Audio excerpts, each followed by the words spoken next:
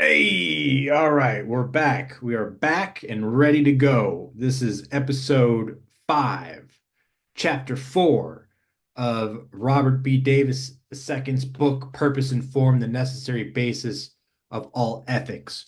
We are going into chapter 4, the Myth of Meaninglessness. How are you doing today, Rob? Doing pretty good. How about you? Excellent. Doing very well. Good weather today. We've been in the 80s, so been quite blessed with some good weather here. But then I think we're going back in the 90s. Yeah. But at least for now, we're golden.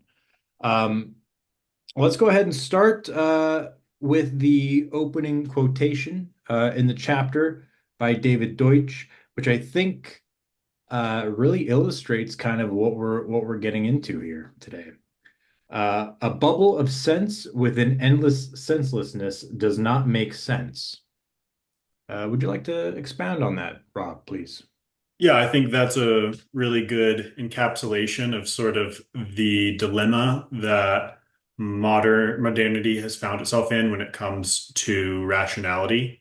Because we have the issue of people coming up with all these theories about how biased we are, how unable to see the world for what it is.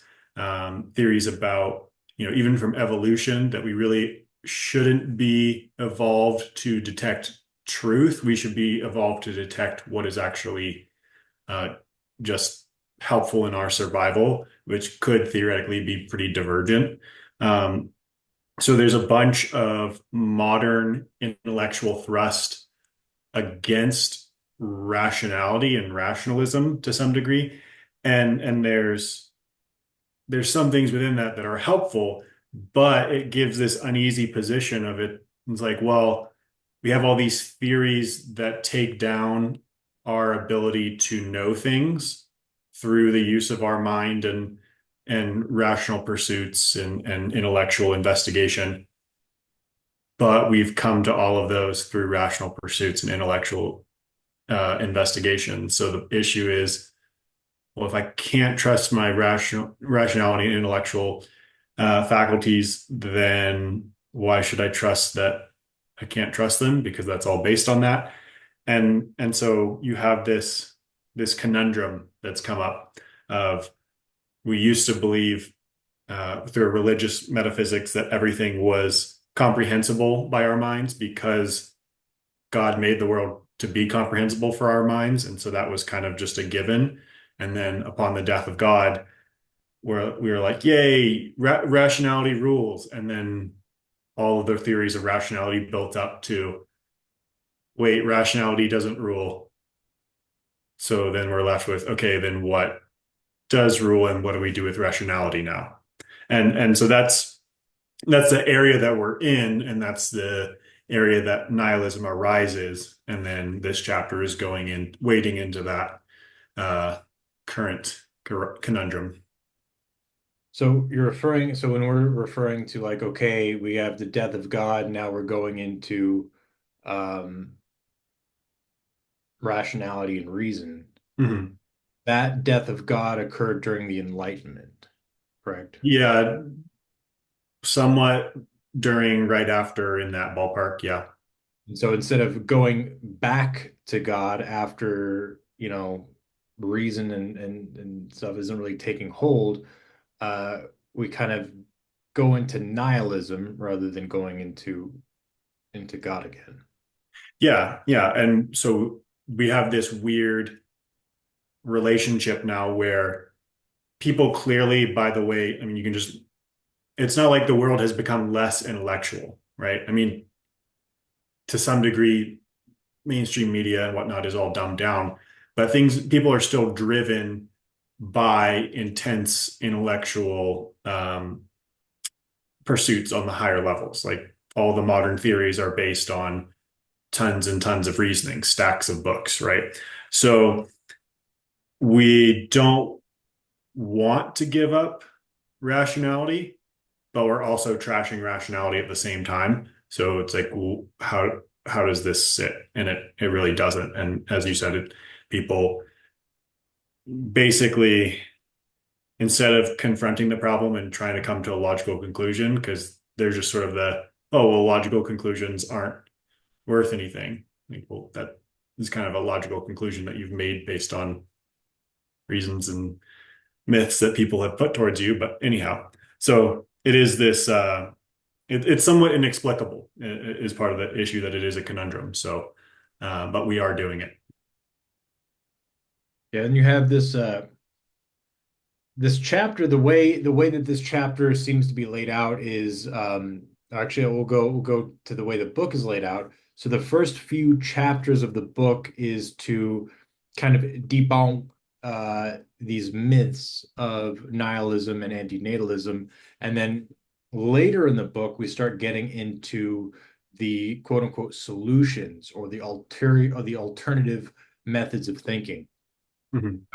Um, the way this chapter seems to be primarily laid out is we're refuting, uh, or we're at least initially identifying Benatar's assumptions that all life is meaningless, though he does make some form of a stipulation where there's some subjective meaning wrapped around a objective meaninglessness, Mhm. but there seems to be some issues even logically trying to really wrap your mind around that and think of that as being a true or grounded perspective. Could you touch in on some of Benatar's points? Yep. So he's a really good foil in this case because he is very upfront, says many times, and I quote him in the book of all his statements of cosmic meaninglessness, of saying that life is fundamentally meaningless. We don't have foundational meaning that we would want. We uh, never stop being meaningless. Our lives never stop being meaningless. All that sort of stuff. Um, and so that gives rise to the general topic of the chapter of talking about nihilism in general and the problems with it, logical problems and ethical problems. But what he also does that is wrong, but ends up being helpful to illustrate a revealing point is that he tries to, and this is his whole case as he builds his own philosophy as separate from nihilism. He says, I'm not a nihilist, I'm an antinatalist. And that's all based on the fact that he makes these claims that even though meaning is totally unreal, doesn't exist, we don't have cosmic meaning, that we still have what he calls terrestrial meaning. And that's local meaning, that's small meaning, like we have a meaningful relationship, even though the universe is meaningless, we should still value this connection. Now, that is an, a claim that just clearly doesn't work if you think about it, but it gets by because it it appeals to something that's real. Like it is true that we have a meaningful relationship, that the things we do in everyday local life are meaningful. And because Benatar says that we're allowed to keep that, his philosophy becomes more, it seems to become more tenable because, oh, he's reasonable. We get to keep that. But of course, it's unreasonable that we should think we have infinite cosmic meaning. Like that's just arrogant. So he seems to strike this balance of humility on the cosmic scale and reality on the local scale. The problem is it just can't work. It only works that way if you don't think about it any further. But again, he gives us all the tools to think about it further. He himself, in his own books, says that the idea that we are, our meaning is in helping each other and relating to each other is a circular reasoning and means that meaning doesn't exist.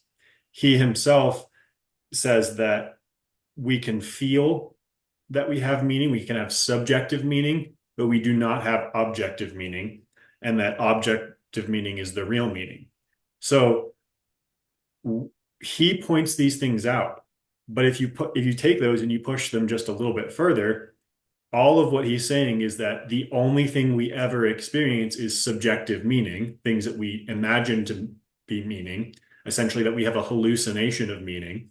And it doesn't matter that we have a big shared hallucination of meaning, it's still meaningless. It's still subjective meaning, again, according to his own standards. So there's really nothing that this distinction stands on. He tries to make himself separate from nihilism and tries to say we should still value a meaningless human life and then moves on. But it's like, well, why? What does value mean if meaning doesn't exist? You can't have value without meaning. So if you uproot all meaning, then all values are uprooted. So you saying, oh, but we should still value our meaningless lives is now a meaningless statement. So that is um, that all ends up being very useful because it points out this reality that is astounding. It's very difficult, but it's also very amazing. And it's that there's actually no such thing as limited meaning. There's no small amount of meaning. There cannot be a limited meaning. Meaning either does not exist at all or is absolutely infinite. And again, this comes from something that he points out is that meaning is about transcending limits. It's about going beyond yourself. Like if I just give myself a meaning and imagine that that meaning exists, that's not real meaning. That's just me having a hallucination. Real meaning, by definition, is about connection to reality that is bigger and broader than you. And we all experience that every day in interactions with other people, society, global events, etc. And we he appears to say, okay, yeah, that's still all good. But the issue is if again our meaning is only a species-wide hallucination on this globe that is actually in a meaningless universe beyond it, then that hallucination is not real meaning and doesn't really exist. It's just a hallucination. So you can't actually make a case for meaning unless you say meaning is absolutely foundational. And if meaning is foundational and the foundation of reality is infinite, as we covered in the first chapter of the book, then meaning must be infinite. So you either have no meaning or you have infinite meaning. The topic of meaning and meaninglessness seems to be like grasping for a bar of soap. It's such a slippery subject. And for example, like you pointed out earlier, I think a great way to just refute that level of thinking is, well, if you have a dogmatic approach to meaninglessness and being a stalwart for the fact that life has no meaning, you're putting meaning behind meaninglessness, Yeah, said. And it just reminds me of just, like some teenagers saying like, oh, like life is so pointless. Ugh, I hate everything. It's like your very the very act of existence of having awareness, uh, the things that are reflected through personal meaning, right? Like yes. like this coffee cup here has meaning to me as it is a vessel for the sweet nectar of productivity. Although it doesn't have the same meaning as my dog on the couch out there, nonetheless, it has meaning. The meaning of the relationships in your family versus the meaning of the utensils that you use to cook. So there's that wide spectrum of meaning, but everything has meaning to some level, and you can't Yeah. can't interact with the world without attributing meaning to things and how it relates to you in your life. Um, Right. could you go a little more into depth? So you touched there on the end of it being one or the other. And I agree with that. Either you have no meaning at all, or meaning itself is unbounded, limitless, and infinite. Regardless of if you're attributing meaning to a specific tangible object, or you're providing meaning to an idea or a concept. Which, if you're doing that, which if you're attributing meaning to an idea or a concept, a principle, a virtue, a morality, a moral, um, that is limited, or it's limitless, because that is untangible. It's intangible. Hmm. Um, could you go into depth a little bit more in regards to that spectrum of things having no meaning to things having unlimited, infinite meaning? Yep. Yeah. So you were pointing out again that conundrum of like when people are talking about meaninglessness, they're using meaning to do it, and they're doing it because they see a meaning in the transfer of information and the so-called truth of meaninglessness, even though meaninglessness contradicts the reality of truth. But so there is this conundrum, and it's actually in many ways a simple answer, and it should be pretty easy to dismiss the ideas of meaninglessness, because if someone's talking to you about meaninglessness, then you just say, "Why are you talking to me?" Because they're engaged in meaning. But That's a legitimate. I don't mean to interrupt, but you're asking that question completely legitimately. yeah, no, it's not. It's perhaps snarky, but it's not just entirely sarcasm. It's an actual flaw in their reasoning, is that they have declared everything meaningless and then decided to tell you about it for a reason, a meaning. Anyhow, but it's kind of a good thing that it's not that easy to dismiss, because it brings us again to this point that you were asking about. So the first part of the book, or sorry, the first part of the chapter, I'm tracing out the sort of the genesis of this idea, and the comes from the death of God, but the it's actually a somewhat sensible, in a way, combination of two ideas. And one is the principle of mediocrity, which is a name somewhat well known in the scientific field, but it's basically about us not being special. And it's like a cosmological idea. Well, we're just this one weird planet in this one weird solar system, in the middle of a gigantic expanse. So why would we expect to be particularly special, And, there's points on and off of that. Deutsch does a really good job actually of refuting it in a secular way. But in any event, it has held sway for a long time. So there's the principle of mediocrity of we're not special. We shouldn't expect to be special in the cosmos, in the universe, from a sort of mostly materialistic science point of view. And then you have the materialism and the idea of emergent consciousness.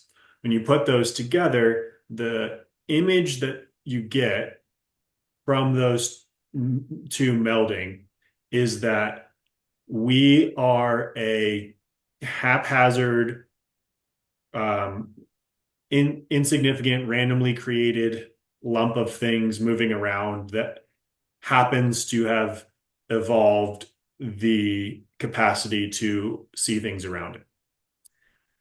And when you view the humanity and the world through that lens, then it makes perfect sense to be like, well, of course, we only think we have meaning. That's just a chemical reaction going on in our brains for no reason. Um, and there's nothing actually special about us. We're not the center of the universe. We're just this backwater planet where this little fungusy mold guy stood up and started, walking around and naming things and spouting off about his theories about things. And okay, like, again, that has the attraction of apparent humility.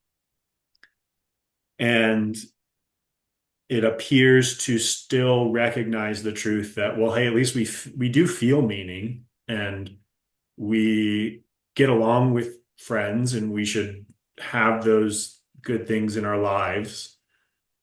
So you get this appealing picture on the surface, and it seems to give you the things you want, but not go to the point of supposing a meaning that would be, again, arrogant just to want. But again, Benatar's own work, his own words bring up these issues of what real meaning means, how it works, and what doesn't qualify as meaning, including a global hallucination of helping each other. And so he himself, even though he sets up his book to say that he makes a distinction, he actually has all the elements in there to completely destroy his distinction and say, if we go this route, that there's no cosmic meaning, there's no real meaning. There's only hallucinated meaning, which is meaningless meaning. So that puts you to the point where it's actually a binary choice of, is life completely meaningless? And even though we're whatever created in a cursed state where we see meaning everywhere, and the only way we ever interact with each other, ever come up with theories, ever even use any tools is through the hallucinated sense of meaning. Even though all that's true, it's just a curse and there's nothing real, and we're just hallucinating everything, and it's all going to end. And that's nihilism. That's what it is. It undercuts everything in our lives, from, like you said, the coffee cup, the water bottle, and our uses of those, and to our conversations with people and our grand theories about life, even our grand theories about the meaninglessness of life. Because why do you have a grand theory about the meaningless of life if life is meaningless? There's no meaning in you constructing a grand narrative. So you have that, or you have actual meaning, which means it has to go to reality. It has to be connected to reality itself. And if reality itself is fundamentally infinite, then it has to be infinite meaning. And while just sort of dropping you into that binary sounds like you're deciding between despair and, what would you say, imaginative nonsense, like just wishful thinking.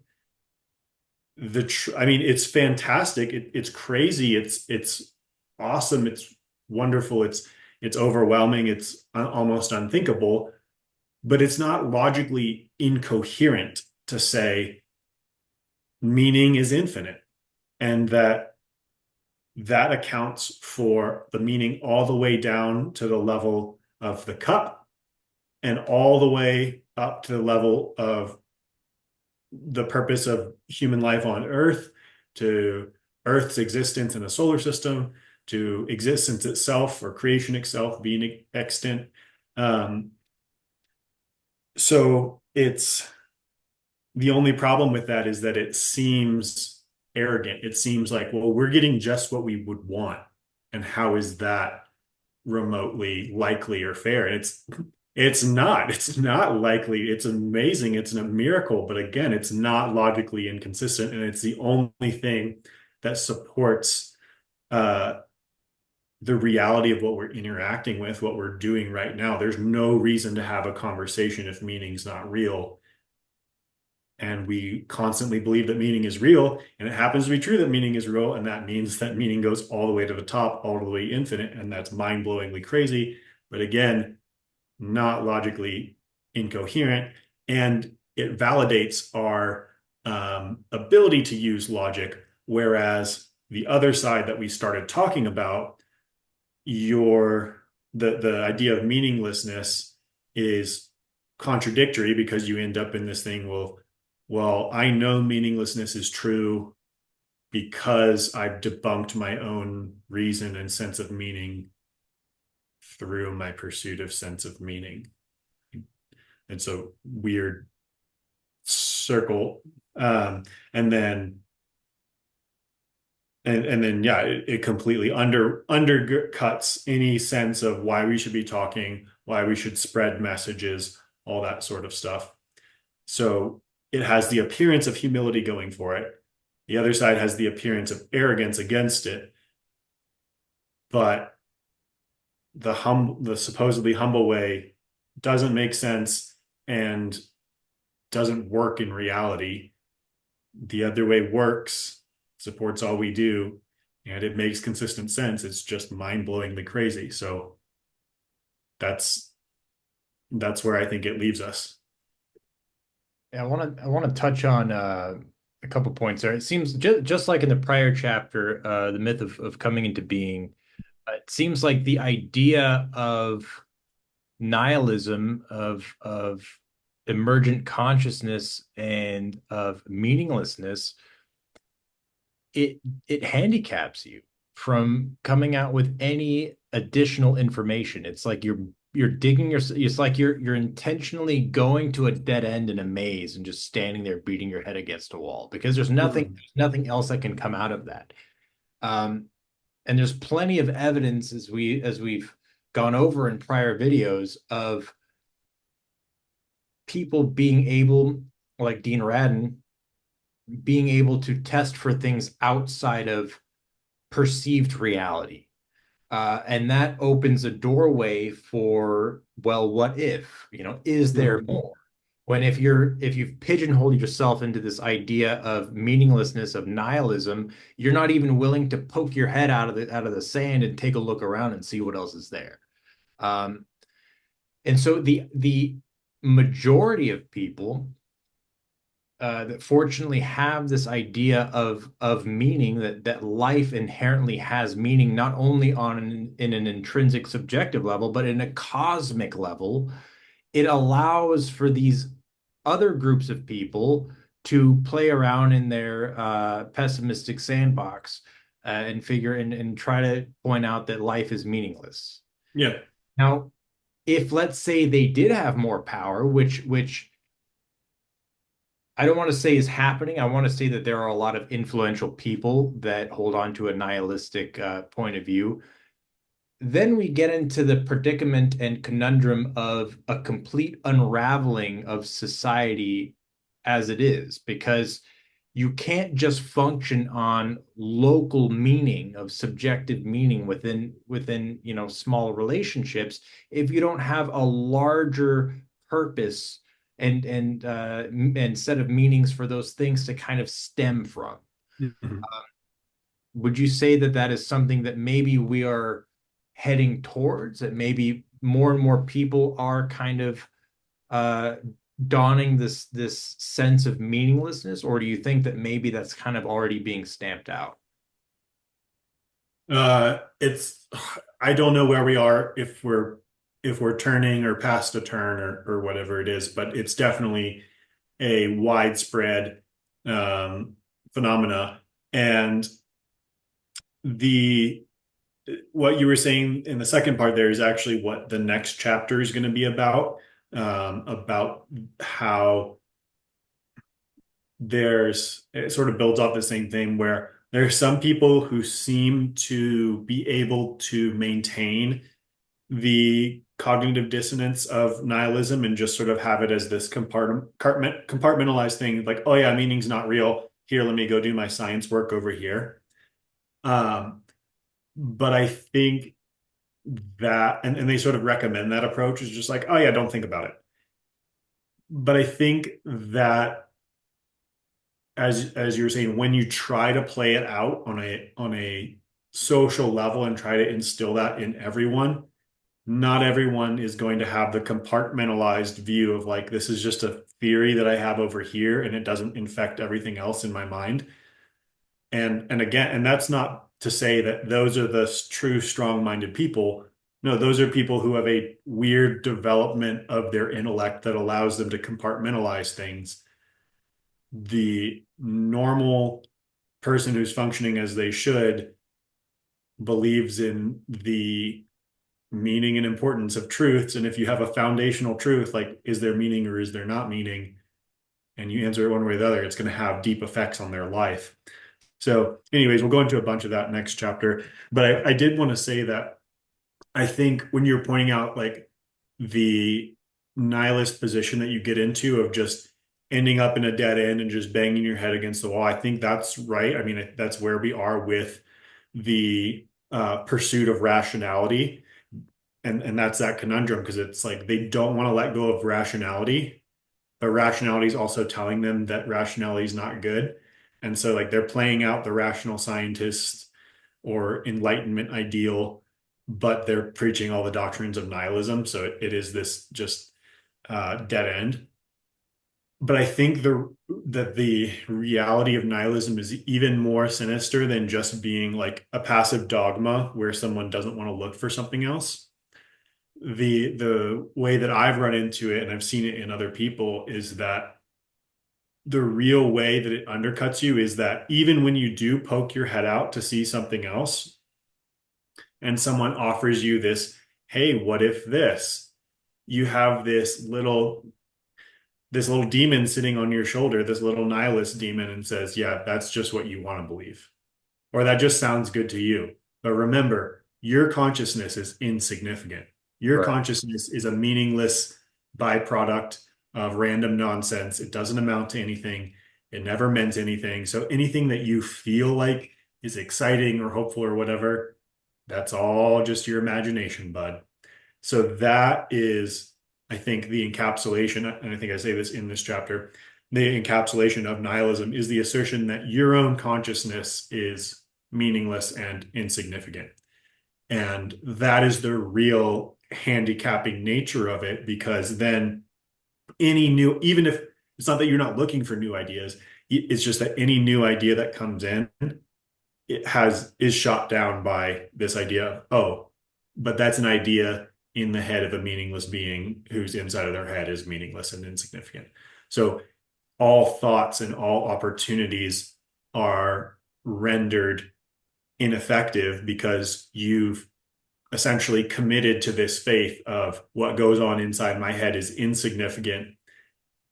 There's a performative contradiction there, but essentially it's like, well, unless I can report it in a data set of something I observe, like sure that it went into my head and then came out, but it's about a data set about something, then that maybe that's important.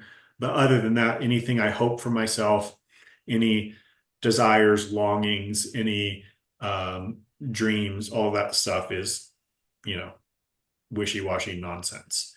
So I do think that's the core of nihilism, is that your own consciousness is insignificant. And that's the crazy thing about the reality of meaning. And again, it's like it does sound arrogant, or at least it sets up arrogance to be a problem. But the reality of infinite meaning is what goes on inside your head is actually significant, not just to you, not just to people around you, but infinitely significant, just like everything else. And then that sets up the platform that there's really one, for the most part, I would say one doctrine in the world that has ever recognized that your moment to moment thoughts in every person's head are significant. That's Christianity. It says God is aware of your thoughts and they affect your life and affect people around you, and it's significant what you do in your head, and you should take charge of that and capture every thought and put it to the test. So again, it's a crazy reality. It's mind-blowing. It's unexpected, but it seems to be the case. Yeah, there's a couple points I want to add. I want to kind of break down on that one. One being that um, I'll agree with your point that Christianity seems to be the only mindset, the only religion, the only belief system, the only truth that kind of fully uh, Right. dissolves the nihilistic way of thinking. Because if you're inherently under the assumption that consciousness is meaningless, but at the same time, consciousness is a gift from God that you're able to utilize. It's like you're denouncing the very gift. And so it's like Right. allowed those demons to take hold and Mhm. put themselves in front of you and saying that we are the only ones that exist. So that's it. And you're like, yep, that's it. It's it's it's a demonic way of thinking, Yeah. ultimately. Um, Can I'll I add, just can I jump on that just for a second? of course. So anyone who's you know partial to the value in other religions, I mean I am as well. I've learned a lot from, as I said before, on here Buddhism. There's I think you said it right. The Christianity has the fullest address of it. Like any other religion that is giving you something to think about is implicitly recognizing the importance of you thinking about things. But there's and maybe you could make a case Buddhism is sort of the ultimate of that because it's all about assuming that the individual has the ability to recognize these truths in themselves and follow them out. But none of that is the same as saying, is taking the next step and saying outright, forthrightly, your thoughts are important. God knows your thoughts. God wants you to have good thoughts, not by good, I don't mean just pleasant, but thoughts that lead you to the good and lead you through a good life. Um, and then there's I mean, even nihilism to a degree, if you're listening to some demons, you're implicitly giving meaning and import to some level of consciousness in your mind. But again, it's about how fully that's addressed and taken care of. But so go ahead. Well, now that adds another one on there before, because okay, so I want to talk about the meaning of the belief in Christ. So there's three ways you could look at it. You could say, okay, it doesn't exist. You could say, oh yeah, Jesus came and Christ exists and okay, but I'm gonna go about my day. Then there's the full-fledged, like, no, I know in my heart and in my very core being that Jesus Christ is real. There are these are three different levels, in my opinion, manifestations of power, because when you put your belief, your entire belief into the meaning of Jesus Christ and saying that yes, he came down, he performed all of these miracles, he died on the cross for our sins, that truth, that power in the meaning allows for the expansion of unbelievable possibilities. And what I mean by that is, look at the guy that uh finally hit the 4 minute mile, right? People put so much meaning into the idea that nobody could do it. And then you had one guy that was, completely quote unquote bonkers that believed that he could do it and eventually did it. And then as soon as he did it, other people attributed meaning to the fact that it was actually possible. And all of a sudden, more and more people did it. So by putting emphasis into the meaning of the fact that Christ came and died for our sins, into the belief, that meaning into the belief, you are allowing that to do the work in your life, as opposed Mm, to just passively saying, ah, yeah, he did, maybe he did, maybe he didn't, or he didn't. If you have one of those two, the power isn't really there, but it's the meaning that is attributed to an action or to a belief or to a set of principles that allows for that to actually work in your life. So I think the meaning that is attributed to certain things, not necessarily even just objects, but into belief systems and into ideologies, there's tremendous power in that. Um, I also want to touch on, let's say we're looking at a bunch of mad scientists. So let's look at, like, we've all heard that a good majority of scientists are nihilists because they're so deep into their work that objectively that they're not necessarily taking a subjective belief system into their work, or they're not really looking at metaphysics. They're looking more at the materialism of their work. Um, But while though there's kind of that inherent pessimism that goes on with uh holding on to the idea that life has no meaning, you have certain people like these scientists, like these political figures that say like, okay, there's nothing before existence and there's nothing after existence. So therefore, I'm going to do everything I can to exact whatever change I wish to implement in this current level of existence.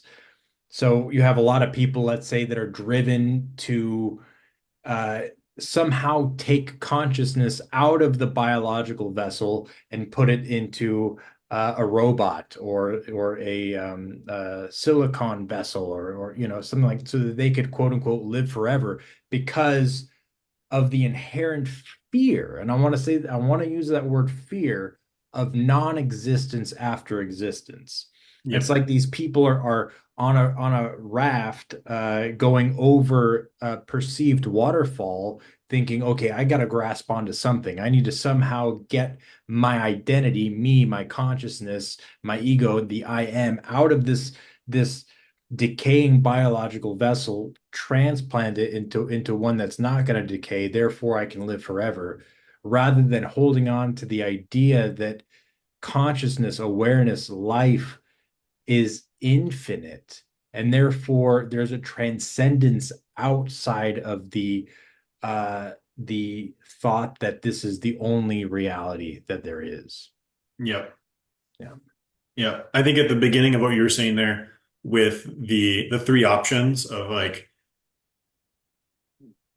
dismissing Jesus, uh, thinking, yeah, he exists, but whatever, or a full devotion to Jesus. It's very similar to the sort of the three options, or at least the middle, let's say the middle option. I think that's the same thing. It's like a compartmentalization of like, yeah, sure, something about Jesus, but I'm doing my thing over here. Is just like that view of um, theorizing about meaninglessness and then going on and living your life normally. It's like somehow you keep it compartmentalized and it doesn't come out and have impact on your life. And so the but that's not a what you want. That's not a good state in either case. I mean, it's somewhat good that you're containing meaninglessness and not letting it destroy your life, but we're not supposed to look at a truth and be like, oh yeah, that's nice, throw it away, Mhm. you know? So it has that same thing of like that middle ground really shouldn't exist. It's either no or yes, either no meaning or infinite meaning, or kind of the same option in the case of Jesus, no meaning or infinite meaning. But when the truth comes in, then it opens up actual infinite possibility, actual infinite meaning, actually down to the level of your own life and thoughts. That doesn't mean you're going to sit on your bed and wish for $1 million and it's going to happen, because that's not the type of game that we're playing. But still, that doesn't negate infinite possibility because there are infinite possibilities all around, even if $1 million isn't just spontaneously spawning on my desk. Right.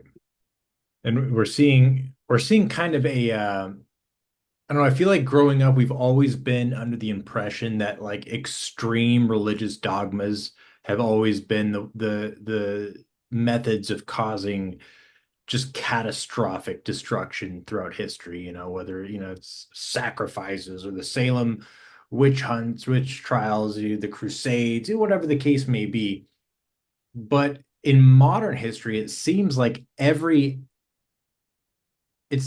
least in regards to a lot of the domestic issues that we've been facing, they can be derived from that nihilistic point of view or that nihilistic belief system, that belief of that nothing has meaning. Like you don't see a lot of these individuals that go to schools and cause these atrocities. You don't see in manifestos like, oh, I had this great belief in God, and God said it's always like, nothing has meaning, nothing, I don't, nothing there's no purpose to life, there's nothing. So I would say that, as more and more influential figures might be pushing this kind of way of thinking out there, in that you can have the idea of like, oh yeah, there's no meaning to things, but I'm still going to don this subjective view that, well, there's meaning in my family, and so I'm going to at least just keep going, even though I know in the back of my mind that nothing has meaning. Hmm. Although maybe some people might be able to kid themselves into that belief without it eventually catching up to them. That's not Right. that's not how most people are. That's not how average people are able to interact with one another, or wake up in the morning and then get going and then come back. It's just, it seems like as soon as people have that idea, everything just kind of falls into disarray and into chaos. So I would say, that the solution, and I'm sure, this is just speculation, as I'm sure we're going to go through it deeper into the book, is you have to do that 180. You have to be able to uh, find the meaning in things, not only just as, this cup is a vessel for my beverage, or I love my dog on the couch, but what is the meaning, why, the purpose of taking breath consistently, of your heart beating in your chest, of you waking up in the morning, of the sun shining brightly outside. Like there's that interconnectedness, there's that umbrella of meaning that needs to be identified and accepted in your life, uh, for there to be any sense of true progress and stability. Yep. Yep.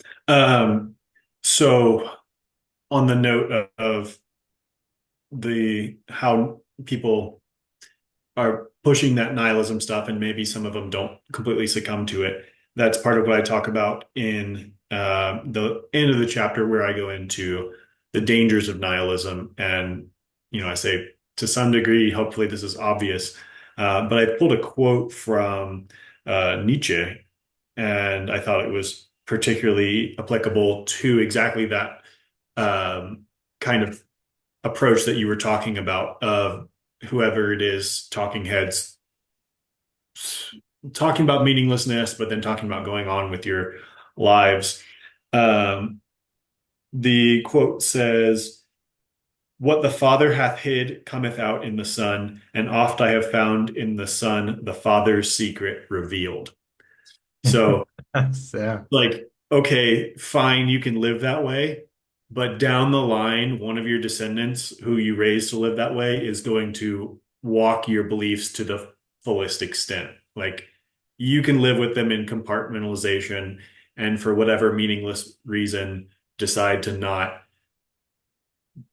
follow through with meaninglessness, whatever that means to you. Someone's going to do it. And a lot of people feel compelled when they realize something, especially about what is talking about a fundamental reality of life. They're going to look at it and be like, this uproots everything, guys. Like, I don't know what to tell you. It's not compartmentalized. Your compartmentalization is meaningless because life's meaningless. So why are we compartmentalizing it? So I think it does naturally come to the fore, and it seeks its full expression through people, even if there are people who can kind of um, say they believe it, but say they're not bothered by it. That just means you're not taking it seriously. I mean, people can disagree, but it seems pretty evident. So on that quote, I said, and sooner or later, someone who's more intellectually honest and more moved towards action by ideas and what perceived truth is, will, without noticing the contradiction of believing in truth and the value of acting on it, along with the doctrine of meaninglessness, which negates these, they'll take such doctrines to their ultimate conclusion, which is nihilism, and all of the things that go along with that. Yeah. Yeah, it's like finding that purpose and underlying meaning behind your everyday actions, or even trying to find fulfillment in in your work. It's like, let's say you are a table cleaner. Let's say your job is to clean tables. And somebody's subjective meaning behind that, of cleaning tables, their drive to do this task is because it feels good on their hands when they move it on a table in a circular motion. That's that subjective, like, okay, there's no other meaning outside of that. That might not sustain you or fulfill you for very long, because eventually you're going to get used to that sensation of your hand Hmm. on a table going in a circular motion, to where it just becomes second nature. There's nothing there. But if you had the meaning of, well, I enjoy cleaning tables so that other people can come and enjoy sitting at a clean table, and I find that there's a fulfillment in that desire to provide a clean table for other people to come sit in, or I feel like I'm doing a service to humanity and to God by providing a clean surface for other people to come and enjoy, and that's my way of contributing to society. So it's like there's it's just hard to find. I feel like it's like, what type of meaning um does Benatar's book have to him? Is it just the Right. fact that he wrote a book, and it's just an object there that has his name on it? Or Right. is there more meaning attributed? Like, this was my service to Well, belief in my, yeah. Well, I think he would say that the meaning is he hopes that people will stop giving birth to children so that less conscious beings will be around so that there will be less suffering in the world. Hmm. So but again, within that, he's attributing meaning to suffering and significance to people in the midst of suffering. Which is meaning. Right, exactly. You have to believe in the significance of people and meaning in their suffering and meaning to stopping it. Because if life is truly meaningless, then it actually doesn't matter that there are conscious beings here that are suffering. Like you can get points for, you know, pretending to not recognize that and be like, oh, why would you say that people are meaningless? Of course, people have intrinsic value. It's like, I'm not saying people don't have intrinsic value. I'm saying your system does not support intrinsic value. Your system means that people don't have intrinsic value. And if you follow that system of nihilism through to its point, then you have to accept that the claim that people have no intrinsic value is consistent with your system. It's the system of nihilism that brings about no purpose to the people and no value in their suffering. So I don't know, it's frustrating. It's like a It's hard to fight against because it has this, and like you were bringing up earlier, the idea of religious wars and whatnot. And I think we um, to some degree learned a good lesson about the dangers of arrogance and believing our own selves and our own organizations to be infallible and what that can lead to, for sure. And then so we've sort of been like, okay, so we shouldn't be arrogant. We should be meek and humble.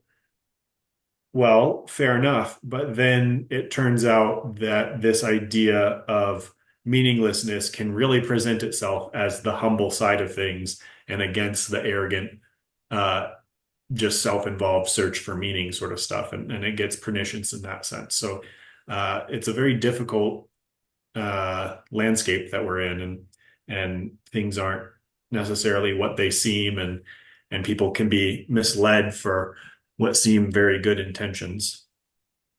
Yeah, it's It's almost like it's like a filter. It's like a lens, that you have on.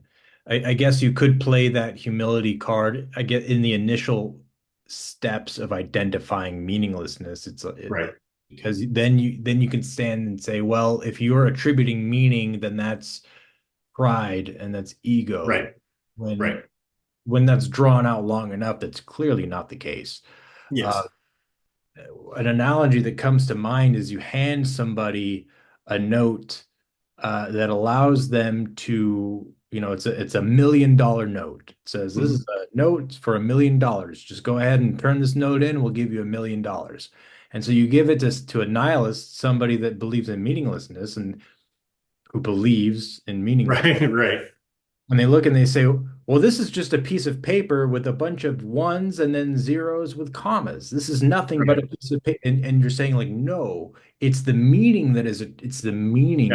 attributed to that note, which allows you to turn that into that fella over there and he'll Yeah. give you $1 million.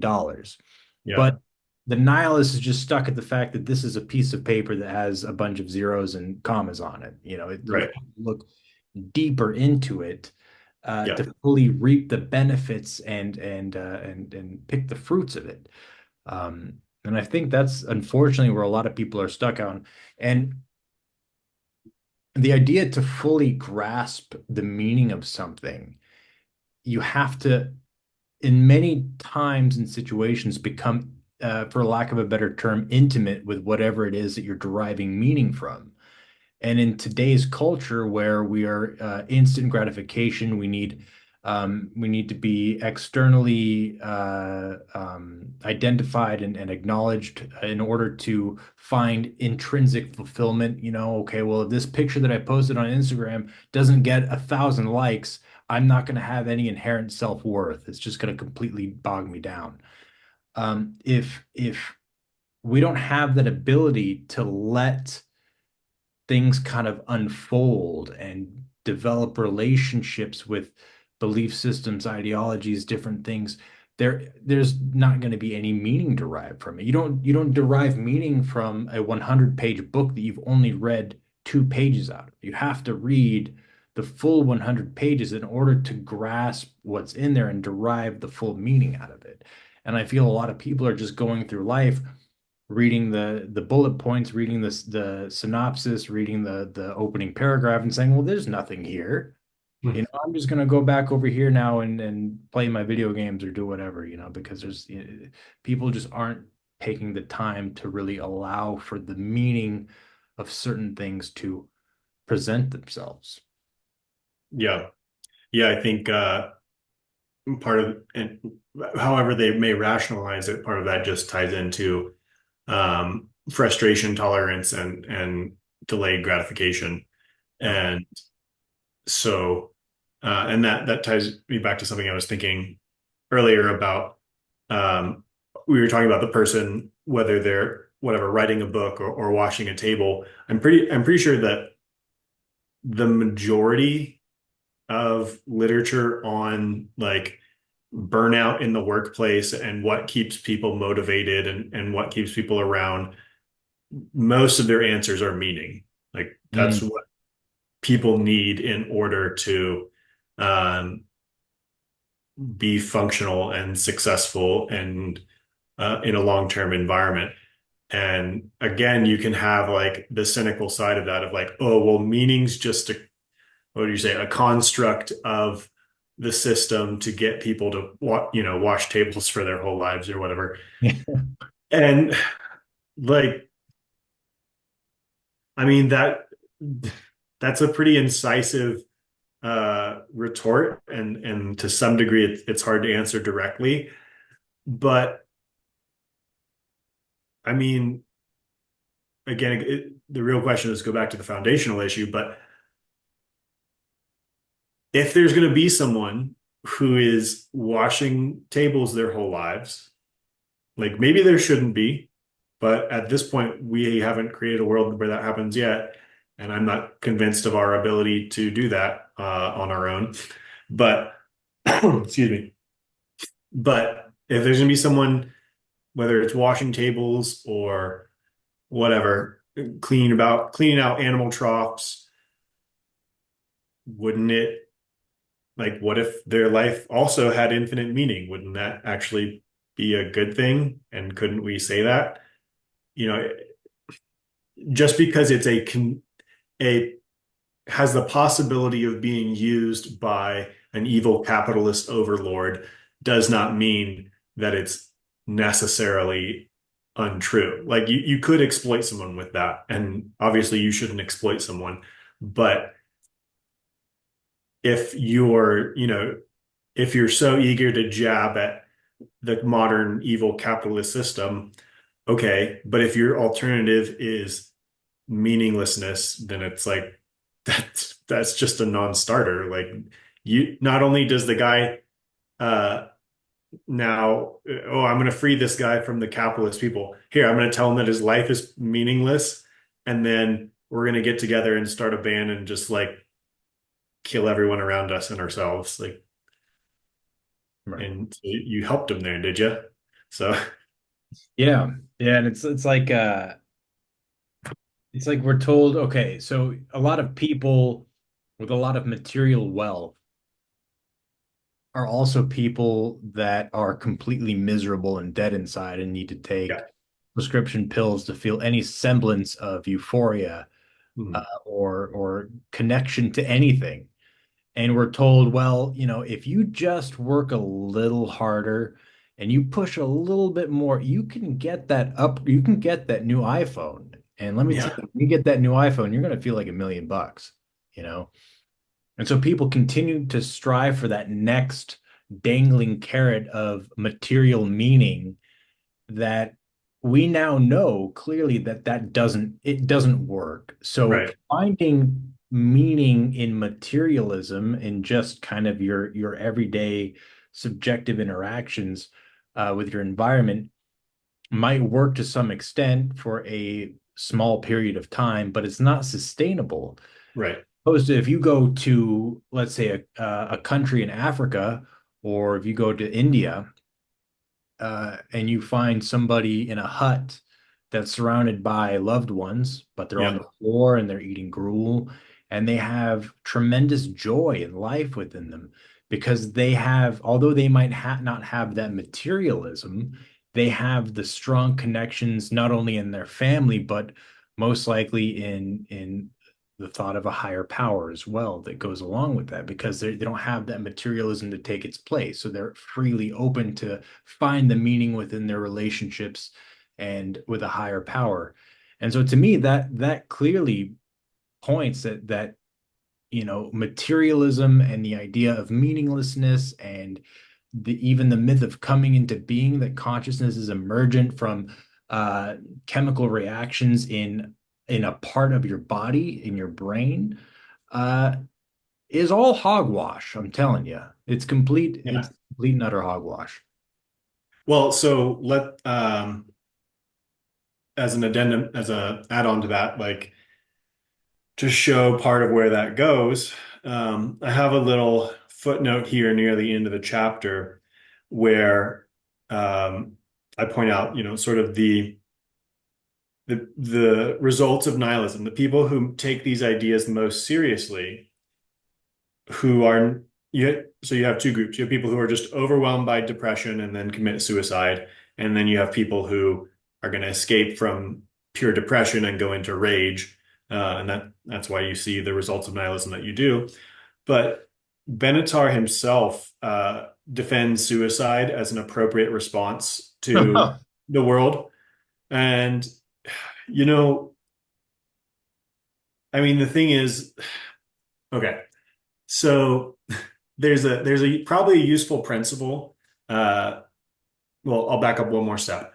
Uh, Plato, when he wrote his books, and he's like the founder of all Western philosophy, you might say. He trashes philosophers. He's like, yeah, of course, philosophers are useless. So you need to have a healthy skepticism of like people just coming up with a bunch of ideas on their own, which again, fine, apply to me too. Like you should. In the, I guess, 1950s, ish. There was a whole coalition of philosophers, mostly under the existential umbrella, who came out as pro pedophiles, pro pedophilia, and it's just like, if you've thought yourself to the place where you're pro pedophilia, you should probably start over. Yeah. And I think the same is true of like pro suicide. Even again, it's a pop. I wouldn't say popular, but it's it's an avenue that some philosophers go down, and I think some of them do it just to be like. I think Camus does it just to be like, oh, I'm the guy who asks the hard questions. Camus said the only real question is whether or not to commit suicide, and I think his book is garbage because it pretends to be intellectual and it's just a series of emotional statements. Anyhow, uh, a far better book if you're looking for philosophical discussion of suicide is um, A Confession by Tolstoy. Way better. That all aside, Benatar defends suicide. So does David Hume, and they both do it with this particular statement that I really think needs to be brought to the light. Both of them say, attempt to make a rational case for suicide, and they both say, and I'm quoting Hume here in particular, but they both make this claim: I believe that no man ever threw his life away while it was worth keeping. Wow. Now, maybe Hume could be excused for that kind of claim because he lived a long time ago and he didn't have uh, worldwide media.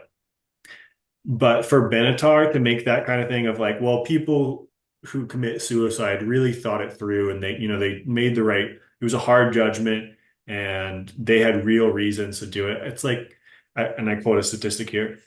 In 2017, there were more than 6,200 suicide deaths among adolescents and young adults ages 15 to 24. Wow. If someone ages 15 to 24 commits suicide, they had a life worth keeping. Yeah. They haven't They used did up. not make a rational, well-informed judgment about the worth of the rest of their lives.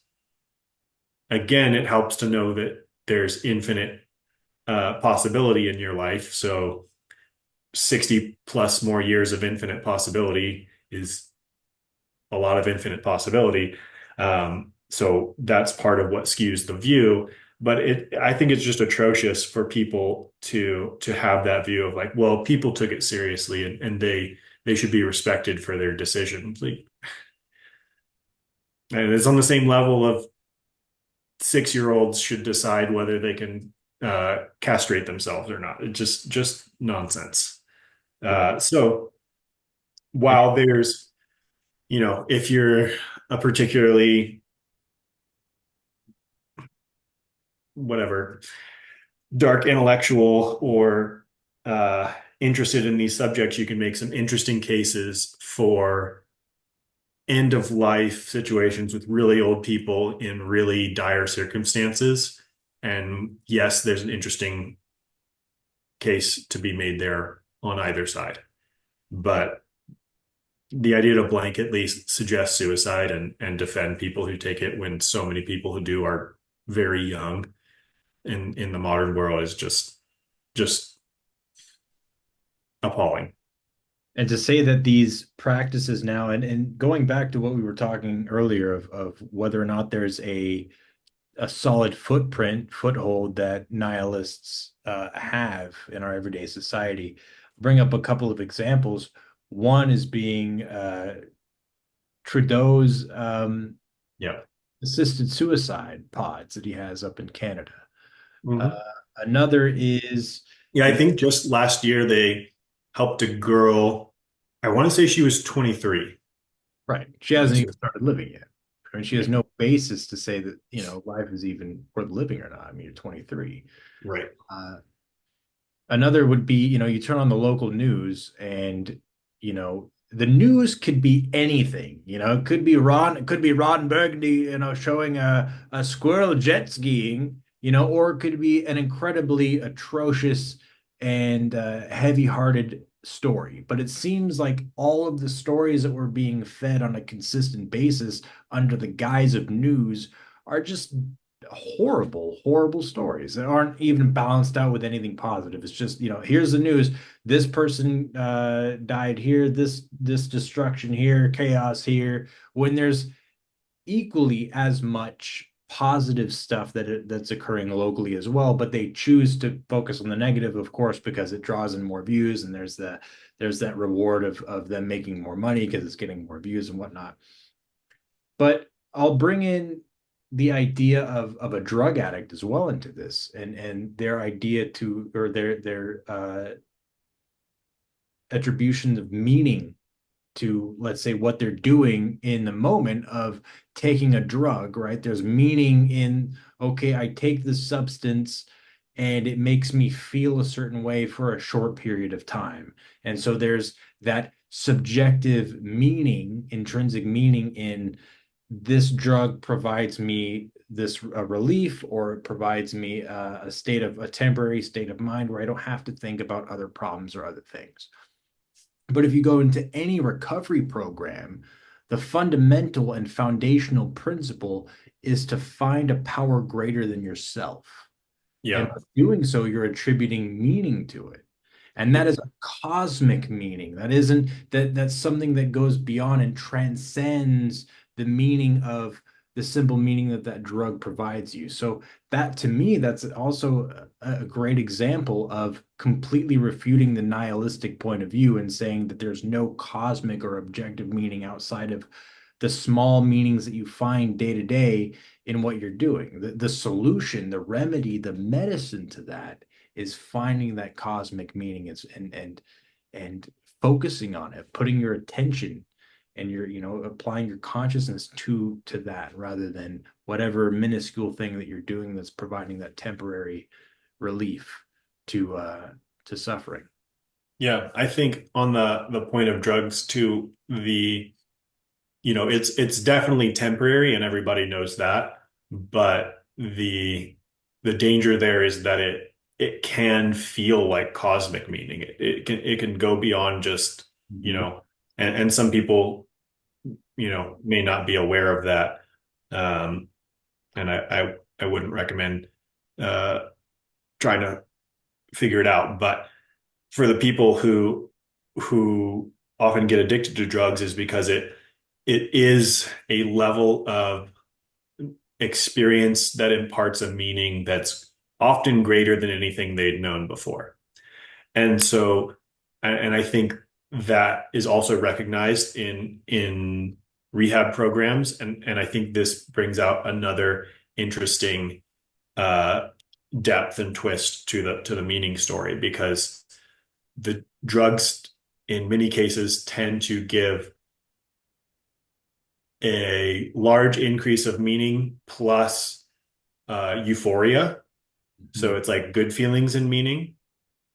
And then the part of the reason why it can be so hard to get off drugs is because the reality that you have to live out is meaning plus a lot of not good feelings. Like the world that we're invited to live in is not one of infinite meaning and infinite euphoria. It's, yes, infinite meaning, but a really hard time figuring that out and sticking to it and going through all the pains of physical life and relationships and death and all that sort of stuff. So you actually have to find a meaning that, provides deeper meaning than the intense meaning that drugs can provide, and goes so deep and so intense and is so um, supportive and foundational, and something to bet on, that it can convince you to live a hard and difficult life in a often bleak world. And, Right. and that's an intense depth of meaning that you actually need. And I think that ties into the Christian doctrine as well, fairly straightforwardly.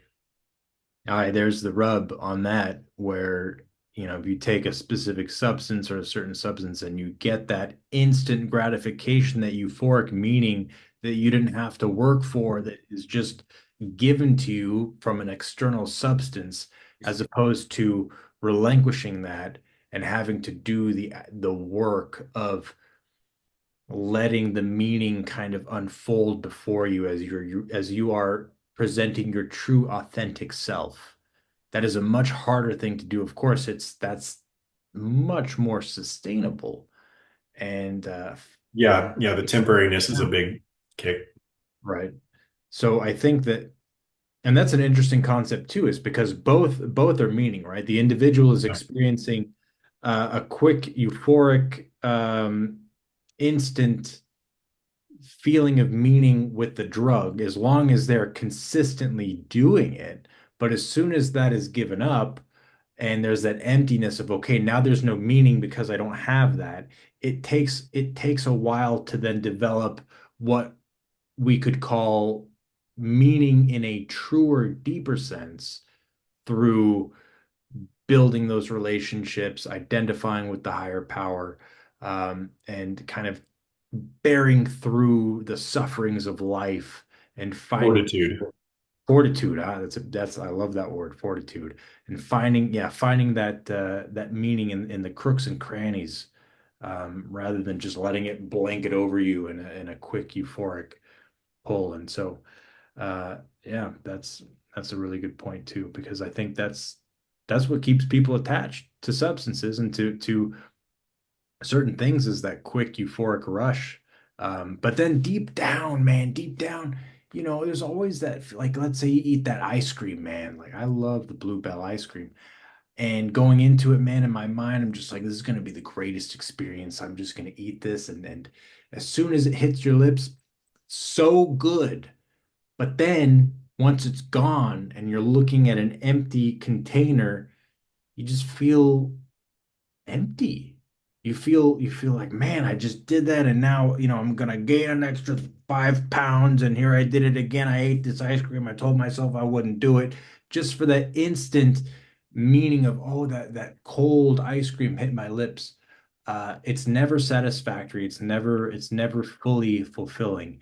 And I think that things like that is exactly how sin comes into life, right? Is through the promise and the allure of, oh, you're gonna feel this way, things are gonna be so good. Here's the meaning of things, you're gonna feel this and it's gonna be great. But then it's just so fleeting, and then you're left empty afterwards. But you don't have that perspective or sense of emptiness in, let's say, a relationship or a belief system, because that's not fleeting. That's not something that just dwindles away after 5, 10 minutes, 20 minutes. It's Yeah, something, if you're doing it right, it grows. right? If you're doing it right, it grows. Exactly. So that's an interesting point.